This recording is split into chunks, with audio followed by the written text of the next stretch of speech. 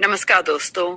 आज हम बात करने जा रहे हैं अरावली पर्वतमाला की, जो पहाड़ों की एक कतार नहीं बल्कि उत्तर भारत की जीवन रेखा है। आज की ये जानकारी मैं आपको बिल्कुल सरल, साफ और अपनी भाषा में समझा रही हूँ ताकि हर व्यक्ति इसके महत्व को सही तरह से समझ सके। दोस्तों, अरावली पर्वतमाला भारत की सबसे प्राचीन पर्वत श्रृंखलाओं में से एक है। ये लाखों साल पुरानी है और समय, बारिश, हवा, गर्मी और सर्दी की मार सहते हुए आज भी मजबूती से खड़ी है।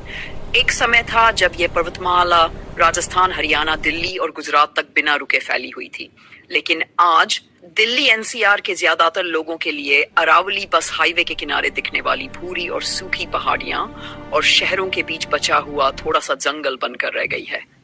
लेकिन वैज्ञानिकों और पर्यावरणविदों के लिए अरावली का महत्व इससे कहीं ज्यादा है। अरावली की खासियत उसकी ऊंचाई नहीं बल्कि उसका काम है। अरावली थार रेगिस्तान की धूल और रेत को दिल्ली एनसीआर तक पहुंचने से रोकती है, तेज रेगिस्तानी हवाओं की रफ्तार तोड़ती है, बारिश के पानी को जमीन में उतरने का मौका देती है जिससे भूजल रिचार्ज होता है, मिट्टी को बहने से रोकती है, धूल प्रदूषण और बढ़ती गर्मी को नियंत्रित करती है और सैकड़ों दुर्लभ पेड़ पौधों और जीव जंतुओं का घर है। इसीलिए अरावली को उत्तर भारत की आखिरी हरी दीवार कहा जाता है। अब बात करते हैं एक बेहद अहम फैसले की। 20 नवंबर को सुप्रीम कोर्ट ने केंद्रीय पर्यावरण मंत्रालय यानी MoEFCC द्वारा दी गई अरावली की नई परिभाषा को स्वीकार कर लिया। इस नई परिभाषा के अनुसार अब केवल वही पहाड़ियां अरावली मानी जाएंगी जिनकी ऊंचाई स्थानीय जमीन से 100 मीटर या उससे ज्यादा है। साथ ही कोर्ट ने यह भी कहा है कि पूरी अरावली श्रृंखला की वैज्ञानिक और डिजिटल मैपिंग की जाएगी, एक सतत खनन योजना बनाई जाएगी और बिना योजना के नए खनन पट्टे नहीं दिए जाएंगे। दोस्तों, असली समस्या ये नहीं है कि खनन योजना बनेगी।